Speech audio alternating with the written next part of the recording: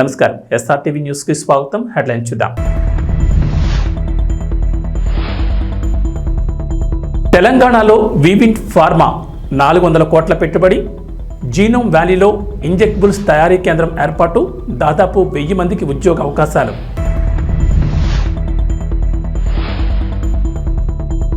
500కే gas cylinder.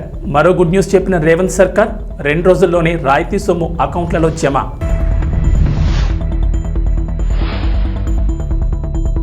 ఏపీకి కేంద్రం నుంచి మరో గుడ్ న్యూస్.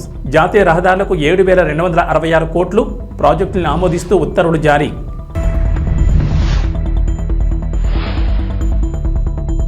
తెలంగాణకు రెయిన్ అలర్ట్. ఇవాళ పలు జిల్లాల్లో వర్షాలు, ఎల్లో అలర్ట్ జారీ.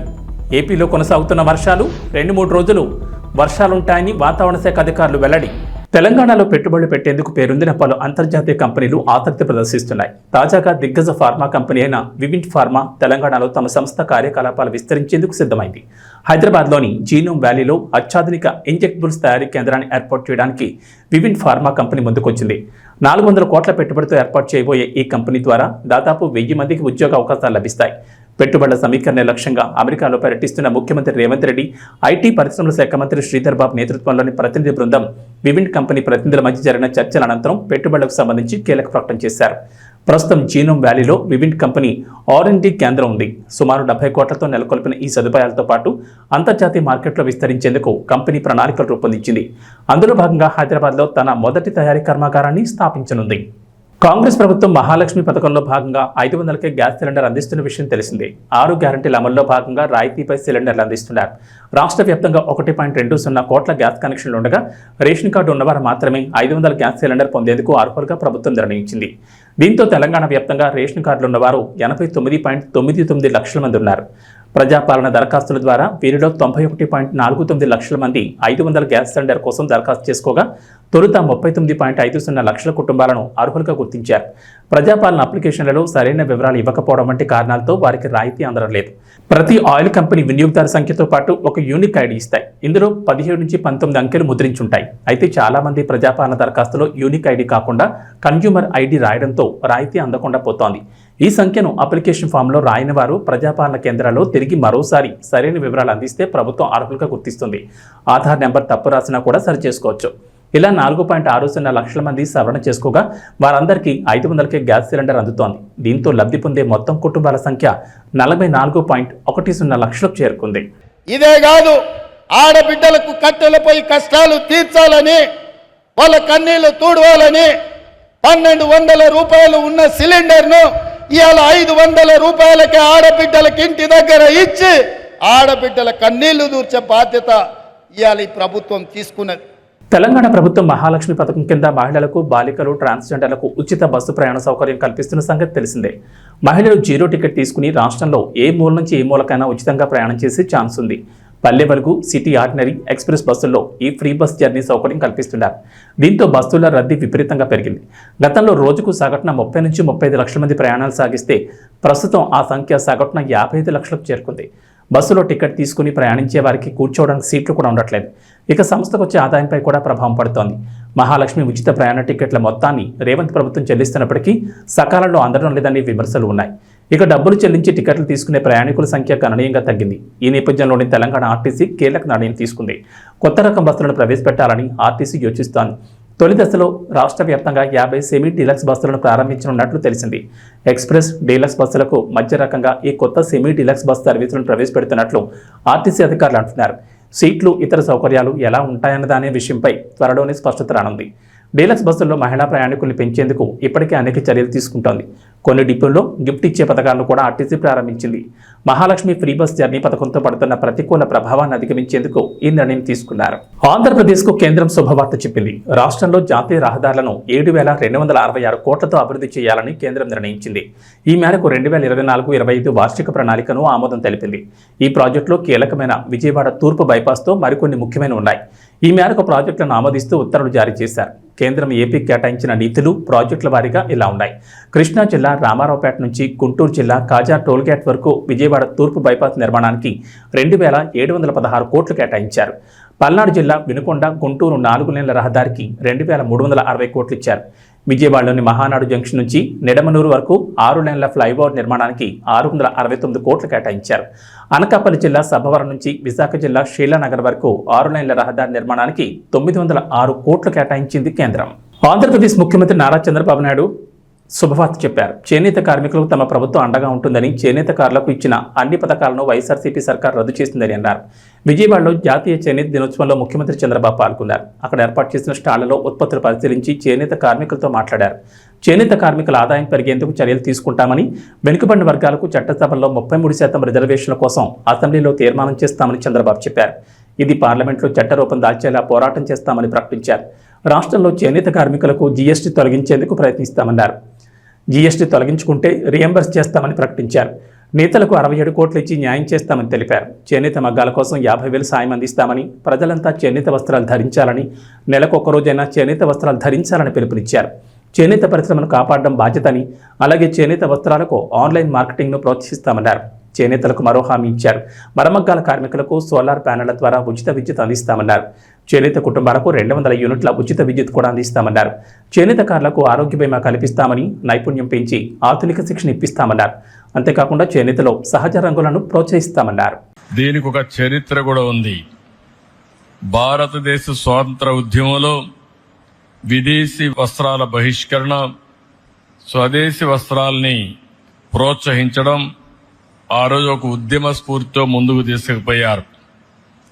అది కూడా ఈ రోజునే జరిగింది. ఆగస్టు 7వ తారీఖున మొట్టమొదటిసారిగా జరిగి, అది వాడలా వెళ్ళి, అది కడకు క్విట్ ఇండియా మూవ్మెంట్ కింద ఏదైతే బ్రిటిష్ వారిని మళ్లీ పంపించే వరకు ఉద్యమం జరిగిందంటే ఆ స్ఫూర్తిలో ఇది ఒక భాగం అని చెప్పి కూడా నేను మీకు తెలియజేస్తున్నా.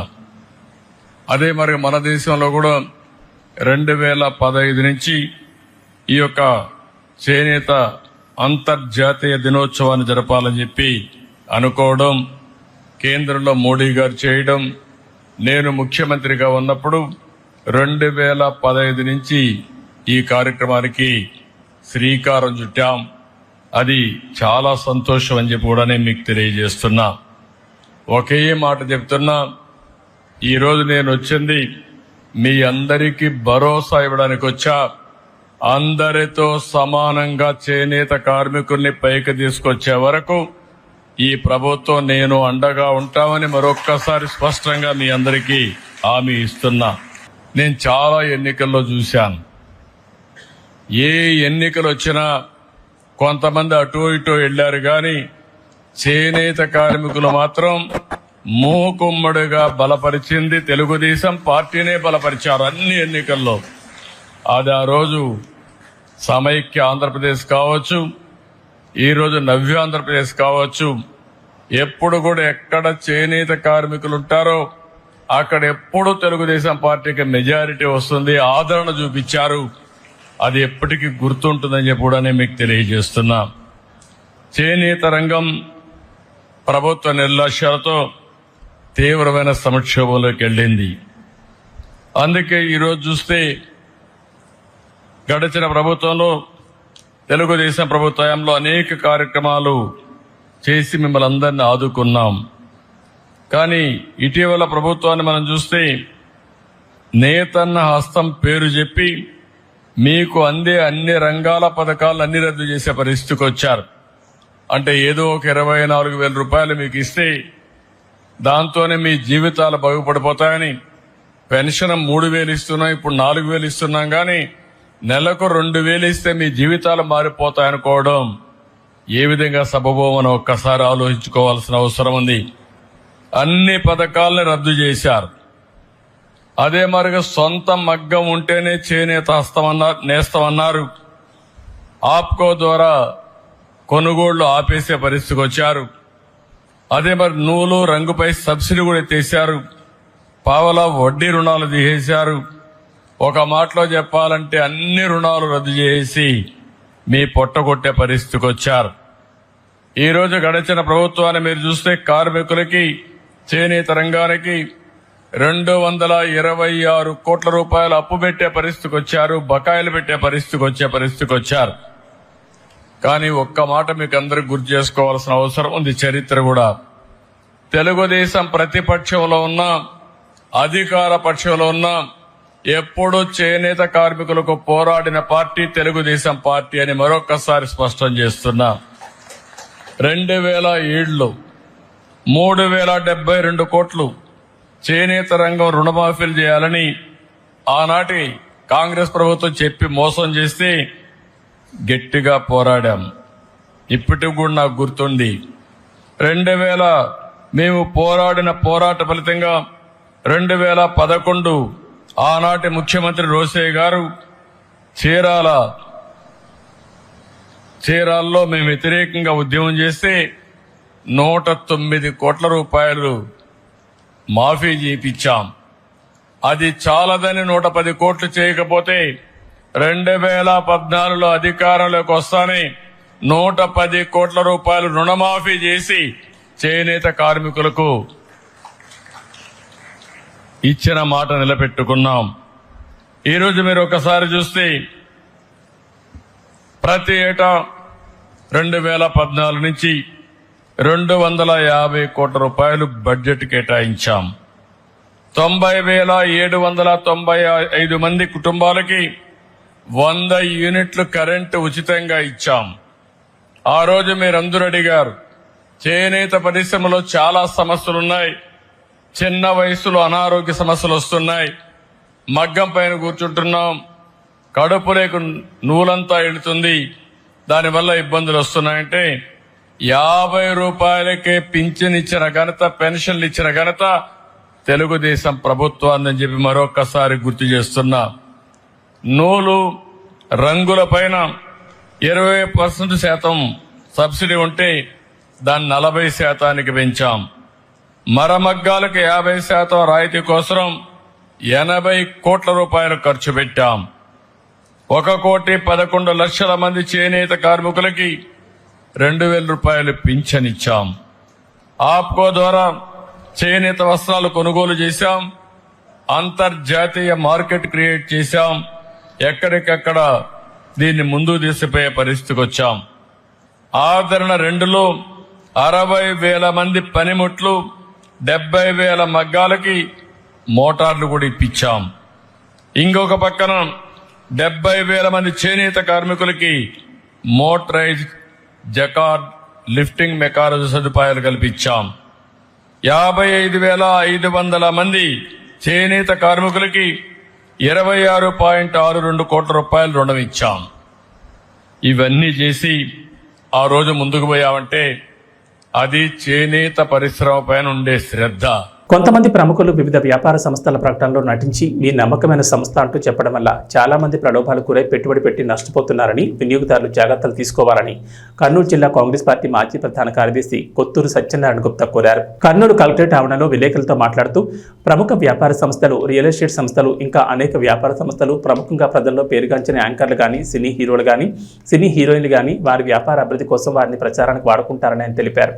వీరి మాటలకు వారిపై ఉన్న ప్రేమతో, అభిమానంతో చాలా మంది ఆయా వ్యాపార సంస్థల్లో, రియల్ ఎస్టేట్ సంస్థల్లో భూములు, గృహాల కొనుగోలుపై పెట్టుబడులు పెట్టి నష్టపోతున్నారని ఆయన ఆవేదన వ్యక్తం చేశారు. కొంతమంది ప్రముఖులు తమ ఆదాయం కోసం మోసం చేసే వ్యాపార సంస్థల్లో ప్రచారంలో భాగంగా పాల్గొనడం వల్ల చాలా మంది వినియోగదారులు నష్టపోతున్నారని, ఇటీవల తెలంగాణ ప్రాంతంలో ప్రముఖ యాంకర్ సొమ్ము వల్ల తాము ఆ సంస్థల్లో డబ్బులు పెట్టి నష్టపోయామని చెప్పడం జరిగిందన్నారు. ప్రముఖులను చూసి పెట్టుబడి పెట్టడం మూర్ఖత్వం అవుతుందని, వినియోగదారులు చైతన్యం లేకపోవడం వల్ల ఇటువంటి ఆర్థికంగా నష్టపోయే అవకాశం ఉంటుందన్నారు. మోసం చేసే వ్యాపార సంస్థలపై ప్రభుత్వం కూడా ప్రత్యేక నిఘా ఉంచాలని, అటువంటి వ్యాపార సంస్థలు మనుగడ లేకుండా చేయాలన్నారు. ప్రభుత్వాలు కూడా వినియోగదారుల చట్టంపై అవగాహన కలిగించాలని, రాష్ట్రంలో వినియోగదారుల సంఘాలు నిద్రావస్థలో ఉన్నాయని ఆయన విమర్శించారు. ప్రతి పాఠశాల, కాలేజీలో వినియోగదారుల చట్టంపై అవగాహన కలిగించాలని, అందుకు ప్రత్యేక శాఖను కూడా ఏర్పాటు చేయాలన్నారు. మేలుకోండి, మనం పెట్టే పెట్టుబడి మన పిల్లలకు భవిష్యత్తుకు ఉపయోగపడాలి. కొంతమంది యాంకర్స్ కానీ, సినిమా హీరోలు కానీ, హీరోయిన్లు కానీ కొన్ని వ్యాపార సంస్థలకు, ముఖ్యంగా రియల్ ఎస్టేట్ సంస్థలకు ప్రకటనదారులుగా వాళ్ళు నటించడం జరుగుతుంది. పైసలు తీసుకుంటారు, నటిస్తారు, మంచి సంస్థ అంటారు. కొంతమంది ఆ యాంకర్స్ మీద కావచ్చు, సినిమా హీరోయిన్ల మీద కావచ్చు, హీరోయిన్ల మీద కావచ్చు అభిమానంతో ముందు వెనక ఆలోచన చేయకుండా పెట్టుబడి పెడతారు. ఆ తర్వాత బోర్డులు ఎత్తేసే పరిస్థితి ఏంటి? నిన్ననే ఒక సంఘటన చూశాను. కొంతమంది వినియోగదారులు రియల్ ఎస్టేట్ వ్యాపారస్తులు వాళ్ళ వ్యాపార ప్రకటనలు ఒక యాంకరు సుమని నటించడం వల్ల ఆమె సుమన్ చూసి మేము పెట్టుబడి పెట్టాము, నష్టపోయినామని రోడ్డు మీదకి ఎక్కారు. కాబట్టి వినియోగదారులు మేలుకోవాలి. అదేవిధంగా రాష్ట్ర ప్రభుత్వాలు కూడా వినియోగదారుల సంఘాలను, చట్టాలను ప్రజలను అవగాహన కలిగించాలన్న ఆలోచన విస్మరిస్తున్నారు. ఇది చాలా బాధాకర విషయం. చట్టాలు చేసిన వాళ్ళు చుట్టాలుగా మార్చుకుంటున్నారు. కాబట్టి యాంకర్స్ మరోసారి ఆలోచన చేయండి. సినీ పరిశ్రమలో ఉన్న ప్రముఖులు కానీ, దిగ్గజాలు కానీ ఒక వ్యాపార సంస్థలో నటించేటప్పుడు జాగ్రత్తలు తీసుకోకపోతే వాళ్ళ భవిష్యత్ దెబ్బతింటుంది అనేది మీరు అర్థం చేసుకోవాలి. అదేవిధంగా నేను అందరిని దృష్టిలో అనడం లేదు. కొంతమంది కేవలం వాళ్ళ ఫేమస్ పేరు, వాళ్ళ ప్రఖ్యాతిని దృష్టిలో పెట్టుకొని వ్యాపార సంస్థలో ఆ విధంగా యాడ్లు చేసేటప్పుడు ముందు వెనక ఆలోచన చేయకుండా, సంస్థను దృష్టిలో పెట్టుకోకుండా మీరు నటిస్తే, ఆ యాడ్లో మీరు ఉంటే మిమ్మల్ని చూసి కూడా కొంతమంది ప్రలోభాలకు గురై పెట్టుబడి పెడితే వాళ్ళు నష్టపోతే ఆ బాధ మీ పిల్లలు కూడా బాధ కలిగించేలా ఉంటుంది. కాబట్టి మీరు కొన్ని జాగ్రత్తలు తీసుకోవాలని మీ సందర్భంగా నేను కోరుతున్నాను. TNN news. సంగారెడ్డి జిల్లా పటాన్చెరు మండలం పాసమైలారంలోని సువెన్ ఫార్మాస్యూటికల్స్ లిమిటెడ్లో కార్మికులు ధర్నాకు దిగారు. కనీస వేతనాలు, పర్మనెంట్ ఉద్యోగం కోసం పరిశ్రమ ఎదుట ఆందోళన చేశారు. పాతమైలారంలోని సువెన్ ఫార్మాస్యూటికల్స్ లిమిటెడ్ ఎదుట ధర్నాకు దిగిన కార్మికులకు మాజీ ఎమ్మెల్సీ రాములు నాయక్ మద్దతు ప్రకటించారు. పరిశ్రమ యాజమాన్యాన్ని గొంతెమ్మ కోరికలు కోరడం లేదని, కార్మికులకు కనీస జీతభత్యాలతో పాటు చాలా ఏండ్లుగా పనిచేస్తున్న కార్మికులను పర్మనెంట్ చేయాలని డిమాండ్ చేశారు. అందుకు పరిశ్రమ యాజమాన్యం ఒక మెట్టు దిగొచ్చిందని, కొంత సమయం కావాలని కోరినట్లు ఆయన చెప్పారు. సంఘటితంగా కార్మికులంతా ఉండి హక్కు కోసం పోరాటం చేయాల్సిన అవసరం ఎంతైనా ఉందన్నారు. ఈ కార్యక్రమంలో యూనియన్ అధ్యక్షులు రాములు నాయక్, ఎక్స్ఎమ్మెల్సీ, యూనియన్ ప్రధాన కార్యదర్శి Raju Mudinath, treasury Satyanarayana Reddy, organic secretary Venkatesh Yadav, joint secretary Praveen, ముఖ్య సలహాదారులు ప్రవీణ్ రెడ్డి, ఎగ్జిక్యూటివ్ మెంబర్ రంగస్వామి, ఉపాధ్యక్షులు శ్రీనివాస్ మరియు మహిళా నాయకురాలు యాకమ్మ కార్మికులు పాల్గొన్నారు. ఇవాళ మనం ఒక విజయం సాధించినాం. ఇన్ని రోజులు మీతోటి మాట్లాడని యాజమాన్యం ఇవాళ చర్చలకు వచ్చింది. ఒక మెట్టు మనం ఎక్కడం జరిగింది. రేపటి నుంచి పనికి రామంటే మా సమస్య పరిష్కారం అయ్యి మీరు రాతపూర్వకంగా ఇస్తేనే మేము వస్తాము. ఇన్ని రోజులలో సమస్య పరిష్కారం కావాలి. మీరు డిప్యూటీ కమిషనర్ ఆఫ్ లేబర్ దగ్గర వచ్చి రాస్తేనే మేము వస్తామనేది చెప్పడం జరిగింది. సిస్టర్ ఉండి అక్కడ ప్రతి విషయము గంట చర్చ జరిగింది. ఆ చర్చలలో నేను వేసిన ప్రతి ప్రశ్నకు జవాబు లేకుండా పోయింది. వాళ్ళకు చట్టం చెప్పిన, వాళ్ళ బాధ్యత చెప్పిన, డిసిప్లిన్ చెప్పిన, మహిళా కార్మికులతో ఎట్లా ఉండాలి అనేది గిట్ట మనం చెప్పడం జరిగింది. ఎందుకంటే మీరు సంఘటితంగా ఉన్నందుకే. ఇవాళ సంఘటితంగా లేకుంటే 20 సంవత్సరాల నుంచి జరుగుతున్న అన్యాయం ఇంకా జరుగుతుంది. మీరు రిటైర్మెంట్ అయ్యే వరకు ఇదే ఉంటుండే. కనీస వేతనాల చట్టం చెప్పినా, బోనస్ యాక్ట్ చెప్పినా, ట్రేడ్ యూనియన్ యాక్ట్ చెప్పినా ఏ విధంగా ఉండాలి, వాళ్ళకి పర్మనెంట్ చేయాలి. నీవు 3 పూటలు తిండి తింటే మేము 2 పూటలు తిండి తినాలి. నా కొడుకు నేను సీపర్గా పనిచేసి నేను హెల్పర్గా పనిచేస్తున్నా, లేకుంటే ఆపరేటర్గా పనిచేస్తున్నా అనేది కాకుండా నా కొడుకు బిడ్డ మీద హెచ్ఆర్ కావాలి, ఇంజనీర్ కావాలి. ఆ కోరిక మాకుంది. 20 సంవత్సరాల నుంచి నువ్వు కాంట్రాక్టర్లను పెట్టి అదే కాంట్రాక్టర్లతోటి పని చేయించినావు. ఇప్పుడు ఎందుకు సడన్గా వాళ్ళని తీసేస్తున్నావు? దానికి ఇప్పుడు నువ్వు సడన్గా తీసేయడంతో కరెక్ట్ కాదు. నువ్వు రెచ్చగొట్టినట్లు అవుతుంది. మీ హెచ్ఆర్ తోటి, మీ పైన అధికారులతోటి మాట్లాడి ఎంతమందిని మీరు పర్మనెంట్ చేస్తారు, ఏ విధంగా చేస్తారు, మా జీతాలు ఎట్లా పెంచుతారు అనేది పోలీస్ డిపార్ట్మెంట్ ఉంది. వాళ్ళు గిట్ట విన్నారు. ఒక మహిళా రిప్రజెంటేషన్ గిట్ట మేడంతో తీసుకుపోవడం జరిగింది. ఎవరైతే రాజు మన జనరల్ సెక్రటరీ ఉన్నారో, మన రెడ్డి గారు ఉన్నారో, మన ప్రవీణ్ రెడ్డి గారు ఉన్నారో వీళ్ళు చెప్పినట్లు కోలీవుడ్ టు టాలీవుడ్ ప్రస్తుతం ఎస్జే సూర్యకి భారీ డిమాండ్ ఉంది. అసలు ఆయన డైరెక్షన్ చేసుకునే ఛాన్స్ కూడా ఇవ్వట్లేదు మిగిలిన దర్శకులు. వరుసగా స్టార్ హీరోల చిత్రాల్లో ఆయనకి విలన్ రోల్స్ ఇస్తున్నారు. ప్రస్తుతం Ram Charan game changer, Karthi Sardar 2, Kamal Haasan Indian 3, Nani Saripodhaa Sanivaaram ఇలా వరుసగా పెద్ద హీరోల చిత్రాల్లో విలన్ పాత్రలు పోషిస్తున్నారు సూర్య. సరిపోతా శనివారం చిత్రంలో అయితే పోలీస్ పాత్రలో ఆయన నటిస్తున్నారు. ఈ సినిమా ప్రమోషన్స్లో భాగంగా ఎస్జే సూర్య తాజాగా ఓ ఇంటర్వ్యూ ఇచ్చారు. అందులో యాంకర్కి షాక్ ఇస్తూ సరిపోదా శనివారం స్టోరీ రివీల్ చేసేశారు సూర్య. నాని చిన్నగా ఉన్నప్పుడు కొంచెం కోపం, ఆవేశం ఎక్కువగా ఉంటాయి. అలాంటి నేచర్తోనే పెరుగుతాడు. అయితే ఇలానే పెద్ద అయితే చాలా ప్రాబ్లం అవుతుందని వాళ్ళ అమ్మ అనుకుంటుంది. ఈ కోపాన్ని ఎలా కంట్రోల్ చేయాలని ఆలోచిస్తుంది. ఇలా చేయకూడదని చెబితే చిన్నపిల్లలు ఇంకా ఎక్కువ చేస్తారు. అందుకని ఒక ఆలోచన చేసి నీ కోపం చూపించు, కానీ అన్ని రోజులు వద్దు, కేవలం ఒక్కరోజు చూపించు అని చెప్తుంది. దీంతో నాని అలా ఒక రీజన్ కోసం తన కోపం చూపించడానికి శనివారం ఎంచుకుంటాడు. అలా అమ్మకిచ్చిన మాట వల్ల ఆదివారం నుంచి శుక్రవారం వరకు నాని భాషా సినిమాలో మాణిక్యం టైపు, శనివారం మాత్రం భాష. అలా నాని ఈ సినిమాలో శనివారం భాష అన్నమాట అంటూ ఎస్జే సూర్య ఈ కథను చెప్పారు. ఇక వాతావరణ విషయానికి వస్తే తెలంగాణకు హైదరాబాద్ వాతావరణ కేంద్రం అధికారులు రెయిన్ అలర్ట్ జారీ చేశారు. నైరుతి రుతుపవనాలు యాక్టివ్గా ఉండడం, ధోని ప్రభావంతో పలు జిల్లాల్లో వర్షాలు కురుస్తున్నాయన్నారు. నేటి నుంచి 2 రోజుల పాటు వర్షాలకు ఛాన్స్ ఉందని చెప్పారు. ఇక బుధవారం రాత్రి హైదరాబాద్లోని పలు ప్రాంతాల్లో భారీ వర్షం కురిసింది. హైటెక్ సిటీ, గచ్చిబౌలి, అత్తాపూర్, టోలీచౌక్, జూబ్లీహిల్స్, యూసఫ్గూడ, పంజాగుట్ట, కోటి, మలక్పేట్, దిల్సుఖ్ నగర్, ఎల్బీ నగర్, వనస్థలిపురం, ఉప్పల్, మోసాపేట్, కూకట్పల్లి, మియాపూర్ తదితర ఏరియాల్లో వర్షం పడింది. మిగిలిన ఏరియాలో ఓ మోస్తరు వర్షాలు కురిశాయి. ఉమ్మడి ఆదిలాబాద్, నిజామాబాద్, కరీంనగర్, వరంగల్, రంగారెడ్డి, మహబూబ్నగర్ జిల్లాలోని పలు ప్రాంతాల్లోనూ వర్షాలు కురిశాయి. గద్వాల జిల్లా గట్టులో అత్యధికంగా 12.6 సెంటీమీటర్ల వర్షపాతం నమోదైనట్లు అధికారులు తెలిపారు. అటు ఆంధ్రప్రదేశ్లో కూడా వర్షాలు కొనసాగుతున్నాయి. బంగాళాఖాతంలో కాకుండా భూ ఉపరితలంపై అల్పపీడనాలు ఏర్పడే వాతావరణం కనిపిస్తోంది. పశ్చిమ బెంగాల్, జార్ఖండ్ పరిసరాల్లో 5 రోజుల క్రితం ఏర్పడిన అల్పపీడనం మరింత బలపడి తీవ్ర వాయుగుండంగా మారింది. తాజాగా మరో అల్పపీడనం ఏర్పడనుంది. ఈ ప్రభావం శ్రీకాకుళం, పార్వతీపురం, మన్యం, అల్లూరు సీతారామరాజు జిల్లాలపై కొంతవరకు ఉంటుందని అంచనా వేస్తున్నారు. రాష్ట్రంలో నైరుతి రుతుపవనాలు మోస్తరుగా కదులుతుండడంతో వర్షాలు కురుస్తున్నాయి. రాబోయే 24 గంటల్లో కోస్తా, రాయలసీమలో ఎక్కువ చోట్ల వర్షాలు కురుస్తాయని అంచనా వేస్తున్నారు. శ్రీకాకుళం, విజయనగరం, పార్వతీపురం, మన్యం, అల్లూరు సీతారామరాజు, అనకాపల్లి, ఎన్టీఆర్, పల్నాడు, ప్రకాశం, చిత్తూరు, తిరుపతి, కర్నూలు, నంద్యాల, అనంతపురం, శ్రీ సత్యసాయి, కడప జిల్లాలో అక్కడక్కడ పిడుగులతో పాటు తేలికపాటి వర్షాలు కురిసే అవకాశం ఉందని విపత్తుల నిర్వహణ సంస్థ తెలిపింది. మరోవైపు నంద్యాల జిల్లా డోన్లో 101.4 మిల్లీమీటర్లు, తిరుపతి జిల్లా సూళ్లూరుపేటలో 97.6, పార్వతీపురం, మన్యం జిల్లా కొమరాడలో 84.6 మిల్లీమీటర్లు, చిత్తూరు జిల్లా వెంకటగిరి కోటలో 83.2, పార్వతీపురంలో 76.8, గుంటూరు జిల్లా అమరావతిలో 75.9, తిరుపతి జిల్లా తిరుపతి ఏరులో 75 మిల్లీమీటర్ల వర్షపాతం నమోదైంది. ఇవి బులెటిన్ విశేషాలు. నమస్కారం.